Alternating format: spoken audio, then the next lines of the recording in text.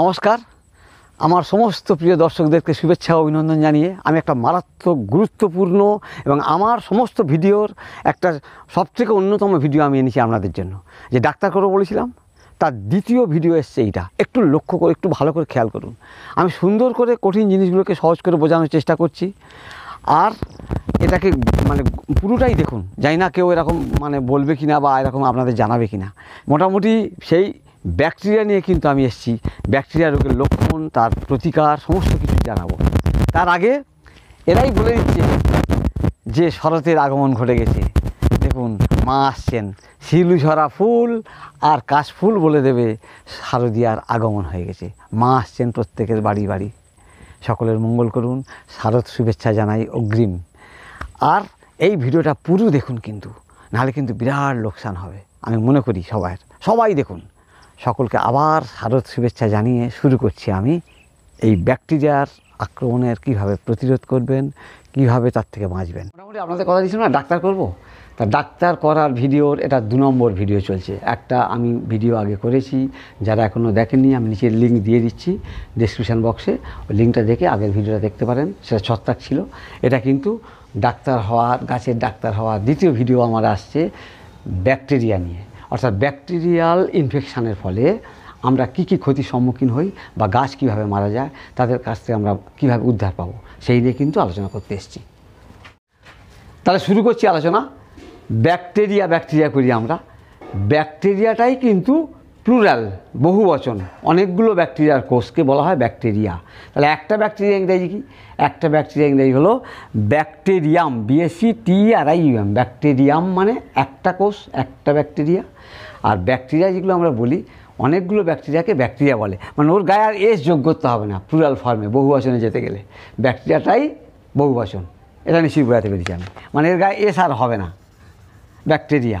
যাক, আমি আলোচনা করি ব্যাকটেরিয়া।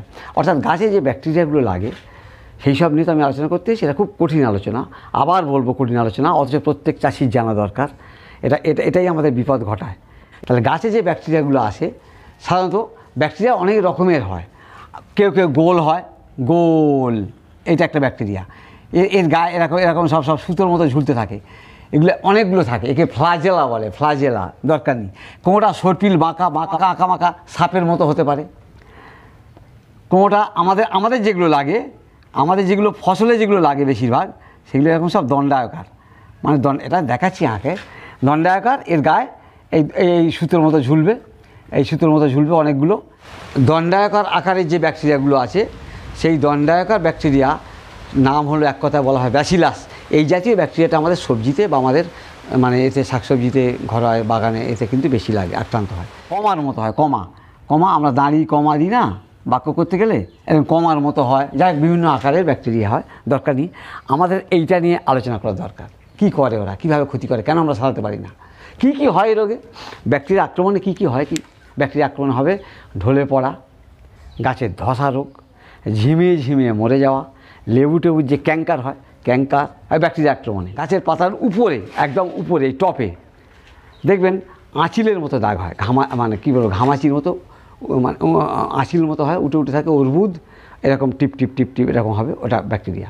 আবার পাতায় যে স্পট দাগ হয়, ছত্রাকের জন্য হয়, ব্যাকটেরিয়ার জন্য পাতায় স্পট হয়। ধান গাছে যে BLS বলি আমরা, একটা ধসা রোগ, ওটাও কিন্তু এই আমাদের জন্য আসে, ব্যাকটেরিয়ার জন্য, আক্রমণের জন্য আসে। তাহলে এরকম বহু গাছে যে আমরা আক্রান্ত দেখি আমরা, তার জন্য নরম পচা, যেখানে সফট রড বলি আমরা, যেখানে জল বেশি, যেখানে গাছের নরম অংশ, সেখানে বেশি আক্রমণ হয়, সেটা পচে যায়। কপির এক পেশে পচা, মানে একদিক থেকে পচে যাচ্ছে, কালো হয়ে কালো শিরা রোগ বলে। সেই কালো হয়ে পচে যাচ্ছে ব্যাকটেরিয়া। তাহলে এইভাবে কিন্তু ব্যাকটেরিয়া আক্রমণ করে। অনেকগুলো শুনলাম, গাছ ঝিমিয়ে মরে যাওয়া, ঢলে পড়ে যাওয়া, একটা ডাল শুকনো হয়ে যাচ্ছে। লেবু গাছের একটা ডাল শুকনো, আর একটা গাছে ভালো। আমি দেখাচ্ছি ভিডিওতে, দেখুন। বেগুন গাছে একটা ডাল শুকনো হয়ে যাচ্ছে, একদিকে ডাল ভালো, গাছ ভালো। দেখুন এই গাছটা এইটা, এই গাছটার এই দিকের শাখাগুলো, ডালগুলো, এই দেখুন একবার এই শুকনো মরে যাচ্ছে, অসুবিধা ভালো আছে। এগুলো ব্যাকটেরিয়া এবং ছত্রাক দুজনের আক্রমণে কিন্তু হচ্ছে। এই দেখুন, একটা পুরো ব্যাকটেরিয়াল উইল্টের জন্য মারা গেছে গাছটা, পুরো গাছটা মারা গেছে, এদিক এই ডালটা সব গাছটাই মারা গেছে। এগুলো সব কিন্তু ব্যাকটেরিয়াল ইনফেকশান বলি আমরা, অর্থাৎ ব্যাকটেরিয়ার আক্রমণ এগুলো হচ্ছে। লাগে কোথা থেকে, ব্যাকটেরিয়াটা যায় কীভাবে? ব্যাকটেরিয়া যাবে গাছের পাতা ছিঁড়ে গেলে, ফুটো হলে, পোকা ছিদ্র করে দিলে, বা আমরা যখন বেগুন গাছের গোড়ায়, টমেটো গাছের গোড়ায় মাটি দিই যখন, তখন শিকড় কেটে যায়, ওই কাটা, ছেঁড়া, ফুটো, ফাটা, ওর মধ্যে দিয়ে ব্যাকটেরিয়াগুলো ঢুকবে। থাকে কোথায় ওরা? জলের সাহায্যে যেতে পারে, মাটিতে থাকতে পারে, বাতাসে ঘুরে বেড়াতে পারে, বিভিন্ন জায়গার মাধ্যম দিয়ে কিন্তু ওরা ব্যাকটেরিয়াগুলো থাকে, ওইভাবে কিন্তু গাছকে প্রবেশ করে। এই হচ্ছে ব্যাপারটা। আশা করছি আস্তে আস্তে বোঝাতে পারছি। যাবেন না, শেষ পর্যন্ত দেখুন। আর ভালো লাগলে ভিডিওটা লাইক করুন বা শেয়ার করুন, বা যারা এখন সাবস্ক্রাইব করেনি সাবস্ক্রাইব করুন। যাই হোক, আমি বলি এবারে, এখন ব্যাকটেরিয়া লাগলে বুঝবো কী করে? যাক, ব্যাকটেরিয়া লেগেছে কী করে বুঝবো? ধরুন এই একটা আমার শিকড়, তাহলে এরকম টুকরো টুকরো করে কাটবেন। সে আপনার বেগুন গাছ হোক, লঙ্কা গাছে হোক, টমেটো গাছে হোক, যারা ঝিমিয়ে মরে যায়, এই সব কাটলেন টুকরো টুকরো কেটে নিশ্চয় বুঝতে পারছেন, জল, পরিষ্কার জল, এই টুকরো টুকরো কাটা অংশগুলো, আক্রান্ত গাছের টুকরো টুকরো কাটা অংশগুলো জলে ফেলে দেবেন। দিলে কি হবে, ওর মধ্যে থেকে একটু সময় নেয়, 15-20 মিনিট লাগবে, আধ ঘন্টা লাগতেও পারে। দেখবেন আস্তে আস্তে জলটা ইসাদাব হলুদ হয়ে যাচ্ছে, বিবর্ণ হয়ে যাচ্ছে, আস্তে আস্তে জলটাকে ঘোলা করে দিল। তখন বুঝতে হবে শিওর একদম ব্যাকটেরিয়াল ইনফেকশান। ধান গাছের পাতা বিএলএস যেগুলো হয়, আমি দেখাচ্ছি, এঁকে দেখাচ্ছি ছবি, সেগুলো টুকরো কেটে জলে ডুবিয়ে রাখুন, এক গোছা কেটে, দেখবেন জলটাকে বিবর্ণ করে দিচ্ছে, হলুদ করে দিচ্ছে। তাহলে একে উজ টেস্ট বলে, বর্গিন জ, উজ পরীক্ষা, OOZE দেখে নেবেন। উজ পরীক্ষার সাহায্যে আমরা নিশ্চিত হয়ে যাবো যে bacterial infection, that is bacterial infection. কাটা অংশগুলো, ক্যাঙ্কার লেবুর ছোটো ছোটো ওই কাটা অংশগুলো ক্ষতে জলে, পরিষ্কার জলে দিয়ে দেখবেন জল ঘোলাট হয়ে যাচ্ছে, তখন বুঝলেন যে ও ব্যাকটেরিয়াল ইনফেকশান, তাই জলকে ঘোলা করে দিল। এগুলো গাছের কোষ দেখিয়েছি, আমাদের মানবদেহ তাই, মানবদেহে এরকম কোটি কোটি কোষ দিয়ে, জীবন্ত কোষ দিয়ে এই আমাদের দেহ তৈরি হয়েছে। গাছের জীবন্ত কোষ দিয়েও দেহ তৈরি হয়েছে। এই ব্যাকটেরিয়াগুলো, এগুলো কিন্তু প্রোক্যারিওটিক কোষ, আদিম কোষ। এই কোষ প্রাচীর যদি মোটা হয় তখন তাকে বলবো গ্রাম পজিটিভ ব্যাকটেরিয়া, আবার কোষ প্রাচীরটা যদি সরুর উপর দিয়ে হয় তখন তাকে বলবো গ্রাম নেগেটিভ ব্যাকটেরিয়া। এরকম সব ব্যাপার আছে, যাক অত দরকার নেই আমার জানার। তাহলে এই কোষ প্রাচীরগুলো আছে গাছের, কোষ প্রাচীরে সহজে ঢুকতে পারে না, ফুটো হয় বলে ঢুকলো এই যে কোষের এই যে কোষ, গাছের কোষ, এগুলো গাছের কোষ আমি পাতলা পাতলা করে রেখেছি, ঘন ঘন থাকে, একদম জুড়ে থাকে, এখানে একদম জুড়ে একদম জুড়ে একদম জুড়ে থাকে। ওরা কি করে, ওই ফুটো দিয়ে, ওই ছেঁড়া দিয়ে, কাটা দিয়ে ওই ঢুকে পড়ে। তাহলে এর যে কোষ আছে, আবার এরও কোষ প্রাচীর আছে, সেল ওয়াল বলি আমরা, ওরা গার্ড, সুরক্ষা দিয়ে রেখেছে গাছকে। সেই সেল ওয়াল, এই ব্যাকটেরিয়া কোষের মধ্যে একটা মনে করে দিই, এর মধ্যে কিন্তু নেই, নিউক্লিয়াস নেই, এই একটা ব্যাপার। তা যাই হোক, অত দরকার নেই খুঁটিনাটি জানার।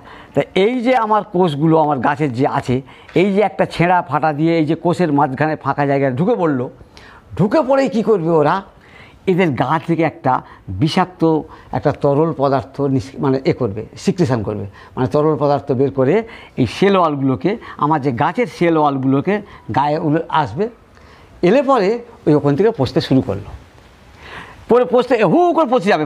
যারা আমার ভিডিও দেখছেন, আমার সঙ্গে কথা হয়, যারা MSc এগ্রিকালচার পড়ছে, যারা BSc এগ্রিকালচার পড়ছে, এই যে এরা কোষ বিভাজন করে বেশ থাকে, বংশ বিস্তারটা করে কোষ বিভাজন করে, এই ব্যাকটেরিয়াগুলো কীভাবে এরা কোষ বিভাজন করছে, এটা কিন্তু এই মেথডটাকে বলা হয় বাইনারি ফিশার মেথড, FISSION। এই ফিশার মেথডটা তোমরা ভালো করে বুঝে নিও। এই জায়গাটা কীভাবে বাড়ে জানেন, একটা কোষ ব্যাকটেরিয়ার, দুটো হলো, তিনটে হবে না, 4টে, 8টা, 16টা, 32, 64, হু করে বাড়বে। কেন আমরা সারাতে পারি না, এই জায়গাটা ভালো করে বুঝে নিন। 1 ঘন্টার মধ্যে যদি উপযুক্ত পরিবেশ পায়, 1 ঘন্টার মধ্যে একটা ব্যাকটেরিয়ার কোষ থেকে, মাত্র 1 ঘন্টায় একটা কোষ থেকে ব্যাকটেরিয়ার 10 লক্ষ কোষ তৈরি হয়ে যাবে। কেন আমরা তাড়াতাড়ি পারি না? এবার 24 ঘন্টায় যদি উপযুক্ত পরিবেশ পায়, একটা কোষ থেকে বেড়ে 24 ঘন্টায় 30,000 কোটিতে পৌঁছাবে। কি করবেন আপনি? এবার আপনার ছুরিতে হাত কেটেছে, ব্লেডে হাত কেটেছে, পুরানো ভোঁতা কাটারি কাস্তেতে হাত কেটেছে, আপনি টক্সাইড ইঞ্জেকশান নিলেন না। এবার আপনার যদি ওই ইঞ্জেকশানটা 5 দিন পরে নিতে হয়, সেটা কি হবে? ওটা গোটা সেল সাপে তখন ধরে নিয়েছে, আপনার কেটে গেছে, আপনি টিটেনাস হয়নি, মানে আপনার ওটা ইনফেকশান হয়নি, ব্যাকটেরিয়াল ইনফেকশান হয়নি। কিন্তু যদি হতো তাহলে 3-4 দিনের গল্প ছিল না, সঙ্গে সঙ্গে যে ডাক্তারটা বলে কেটে গেছে, সঙ্গে সঙ্গে টক্সাইড নাও। এখন টিটেনাস ইঞ্জেকশন হয় না, টক্সাইড হয়। এই জন্যে কিন্তু বলে, মানে 24 ঘন্টার মধ্যে একটা কোষ থেকে গেল কত বললাম আপনি 30,000 কোটি তৈরি হয়ে যাবে। আমি বইয়ের স্ক্রিপ্ট তুলে দেবো, দেখে নেবেন যদি আমি ভুল বলি। তাহলে এত এরা বাড়তে পারে, তাহলে বেড়ে কী করবে? বেড়ে যেখানে বাড়ছে তো বেড়ে যেখানে গাছের নরম অংশ, যেখানে জল জল ভাব, সেখানে ওরা বেশি আক্রমণ করবে, হু করে বাড়বে। আমাদের গাছের ধর্ম কি? গাছ মাটির নিচে থেকে জলীয় পদার্থ খাবার নিচ্ছে, খনিজ পদার্থ, জলীয় পদার্থ শিকড়ের মাধ্যম দিয়ে জাইলেম কলা দিয়ে পাতায় পৌঁছাবে, কারণ পাতায় খাবার তৈরি হবে। কি তৈরি হবে? গ্লুকোজ, C6H12O6 গ্লুকোজের ফর্মুলা। সেই পাতায় গিয়ে তৈরি হবে সূর্যের আলোকে, আপনারা জানেন সবাই। তাহলে জলটা এখান থেকে উঠছে, ওরা করবে কি? ওই যেখানে জল উঠছে, জল ওই জাইলেম কলাতে গিয়ে বাধা তৈরি করবে। জাইলেম কলা দিয়ে জল উঠতে দেবে না উপরে, তাই গাছ ঝিমিয়ে যায়, আস্তে আস্তে শুকনো হয়ে যেতে আরম্ভ করলো। তাই এক সময় ভালো ঝিমিয়ে মরে যায় বেচারিরা। কেন? ওই জাইলেম কলাতে জল উঠতে দেবে না, চোখ করে দেয়, ওখানে গিয়ে সিজ করে দেয় যাতে জল না উঠতে পারে। এইভাবে কিন্তু ব্যাকটেরিয়া ক্ষতি করে। তাই আস্তে আস্তে ঢলে সমস্ত আপনার টমেটো বলুন, বেগুন বলুন, লঙ্কা বলুন, ওই জন্য ঝিমিয়ে বেচারিরা মরে যায়। নিশ্চয়ই বোঝাতে পেরেছি? এইভাবে এত র্যাপিড পপুলেট করে ওরা, এত দ্রুত ছড়িয়ে পড়তে পারে যদি উপযুক্ত পরিবেশ পায়। সেই জন্যেই সমস্ত গাছে আমরা সারাতে পারিনি। কেন? ওষুধ উঠেছে, কিন্তু আপনি বড় দেরি করে ফেলেছেন। একদিন গেলে কী খবর? 30,000 কোটি হয়ে গেল। আপনি কী করবেন? গোটা শরীর ছড়িয়ে পড়েছে, তখন আর ওষুধে কিচ্ছু কাজ হবে না। এই জন্যেই আমরা ঠকে যাই, আমরা হেরে যাই, আমরা পারি না। ঝিমিয়ে যাওয়া বেগুন গাছকে তাই আমরা সারাতে বলি না যে একবার দিয়ে রাখো। আমি তো বলি একবার দিয়ে রাখো, বন্ধ করতে, আর খরচা করতে যাও না। কারণ আপনি পারবেন না, কারণ আপনি সেখানে ওষুধ আপনার নেই, কাজ করবে না, কারণ সে চলে গেছে, সময় চলে গেছে। এই হচ্ছে মারাত্মক সমস্যা। তাহলে কী করবেন? তাহলে আমরা বলি, আমরা যেখানে বেগুন, লঙ্কা, টমেটো, সেখানে বলি বাবা তোমরা 1-2 বছর এই চাষ বন্ধ রাখো, কপিতে চলে যাও না, পেঁয়াজ রসুনে চলে যাও না, ও কিচ্ছু হবে না, ঢলে পড়বে না। তাহলে ক্রপ চেঞ্জ করতে হবে, ওই ক্রপ করা চলবে না। আর যদি করতেই হয় লাভ বেশি বলে, তাহলে যখন জল সেচ দেন, একর প্রতি 5 থেকে 6 কেজি ব্লিচিং পাউডার জলের সঙ্গে গুলে দেন, গুলে অন্তত সেচ দেন একবার, তারপর গাছ লাগান, 15 দিন পরে হবে। বা মাটি শোধন করতে হবে, কাটা প্রতি অন্তত 750-800 গ্রাম ব্লিচিং কোপানো মাটিতে দিয়ে প্লাস্টিক ঢাকা দিয়ে রেখে দিতে হবে 15 দিন। ওই ক্লোরিন গ্যাসে জব্দ হয়ে যাবে ওই ব্যাকটেরিয়াগুলো। এইভাবে মেরে শোধন করে মাটি, তারপরে এগোতে পারেন চাষে। কিন্তু বলবো 2-1 বছর করবেন না চাষ, অন্য চাষে চলে যান, এটাই সবথেকে বেস্ট পলিসি। যাই হোক, এইভাবে কিন্তু ব্যাকটেরিয়াগুলো ছড়িয়ে যায়। সেই জন্য আমরা এদেরকে কায়দা করতে পারি না, কন্ট্রোল করতেই পারি না। আমি নিশ্চিত বোঝাতে পেরেছি? এইবারে আমরা কি করব? এইবারে ব্যাকটেরিয়ার হাত থেকে রক্ষা পাবো কী করে? ফসলটা লাগিয়ে ফেলেছি, তারপর কি করব আমরা? আমি দেখুন কি করছি, কণিকা পাউডার। আমার টমেটো গাছে ফুল এসছে, 500 গ্রাম এনেছি, 100 গ্রাম করে প্যাকেট, 325 টাকা, 345 না কত টাকা MRP করা আছে, দেখে নেবেন, দেখুন।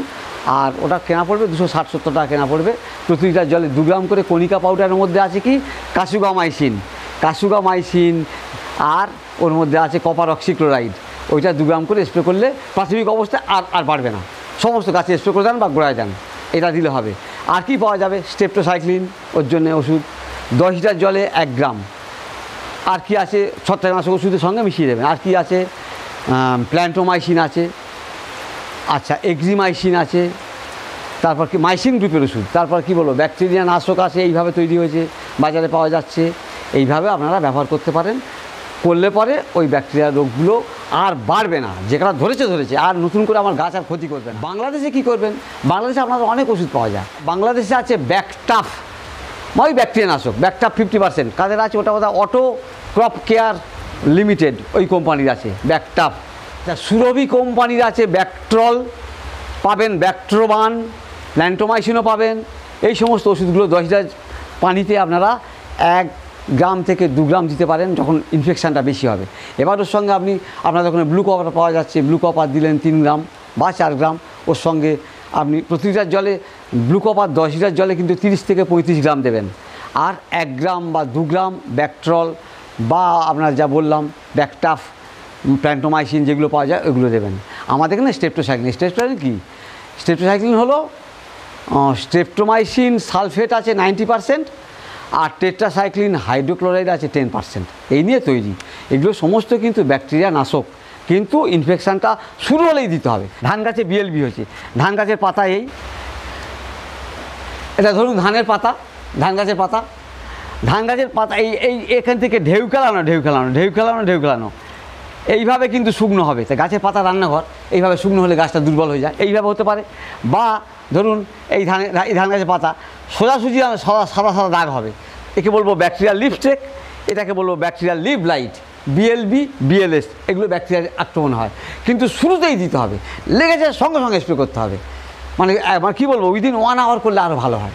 মাঠে ওই জন্য যেতে বলি আমরা ঘন ঘন, তাহলে তবে আপনি ওই ওই ওই ওষুধগুলো দিয়ে তবে আপনি জব্দ করতে পারবেন। কী দেবেন? কণিকা পাউডার দেন, প্রতি লিটার জলে আপনার 2 গ্রাম করে দেন, বা কণিকা পাউডার পাওয়া যাচ্ছে না, ভালো কথা, তাহলে প্ল্যান্টোমাইসিন, এক্সিমাইসিন, পুসামাইসিন, ওগুলো প্রতি লিটার জলে 2 গ্রাম করে দেন পাউডার, তাহলে দিলে কিন্তু এই ব্যাকটেরিয়াগুলো জব্দ হবে। মানে আমি বলতে লেবুর ক্যাঙ্কার রোগ হয়েছে, ভালো কথা, তাহলে কণিকা পাউডার দেন, প্রতি লিটার জলে 2 গ্রাম করে স্প্রে করুন। আর আক্রান্ত ডালগুলো ছিঁড়ে ফেলে দেবেন, যেগুলো বেশি লেগেছে, ওই ক্যাঙ্কার হয়েছে, ছেটে ফেলে দিয়ে তারপরে স্প্রে করুন, দেখবেন আর হচ্ছে না। আমরা তো কেউ বুঝতে পারছি না ব্যাকটেরিয়া হচ্ছে কিনা গাছে, হচ্ছে কি না লেবু গাছে, বা আপনার কী বলবো বেগুন গাছে, টমেটো গাছে, আলু গাছ যে ঢলে পড়ে, আলু শিরাটা কেটে দেখবেন নীলাভ রঙের একটা দাগ পাবেন, ওই ওই ওই ব্যাকটেরিয়া আক্রমণ গাছে, ফুলকপিতে হয়।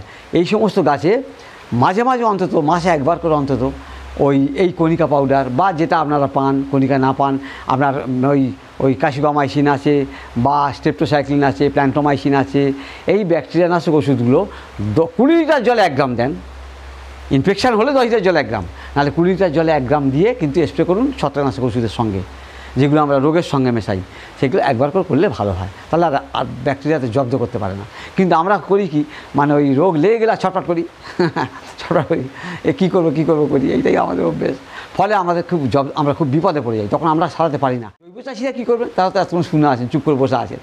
জৈব চাষিদের জন্য ভালো ওষুধ হলো সিউডোমোনাস ফ্লুরেসেন্স, অর্থাৎ সিউডোমোনাস ফ্লুরেসেন্সটা দিয়ে আমি বিশোধন করব, মাটিতে আমি ছড়িয়ে দেবো, গাছে লাগলে স্প্রে করবো প্রতি লিটার জলে, তখন কিন্তু সিউডোমোনাস পাউডারটা 5 থেকে 6 গ্রাম করে দিয়ে স্প্রে করবো।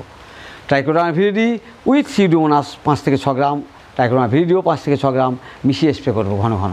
কিন্তু যদি ওই সেল সাপটা ধরে নেয়, তখন কিন্তু কিছু কাজ হবে না, আমার কিছু বলার নেই।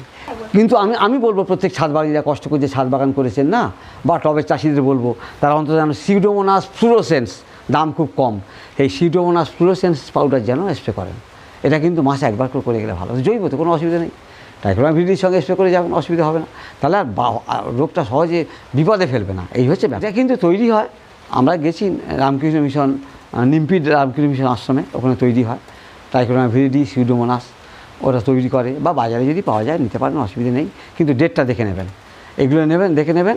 আশা করি সংক্ষিপ্ত ভিডিওটার উপর রাখলাম, অনেক আলোচনার বিষয় আছে, দরকার নেই অত জটিলতায় যাওয়ায়। সকলকে ধন্যবাদ জানাই, ভালো থাকুন, এগিয়ে চলুন, পাশে আছি। এই ব্যাকটেরিয়াটাকে ভালো করে বুঝে নিন, তারপরে আস্তে আস্তে ভাইরাসের দিকে যাব, নিমাটোডের দিকে যাব, কারণ ডাক্তার হতে গেলে একটু কষ্ট লাগবে। দুটো অধ্যায় নিয়ে সব শুরু করেছি। যাই হোক, ভালো থাকুন, সকলের শুভেচ্ছা কামনা করি, শেষ করছি, ধন্যবাদ।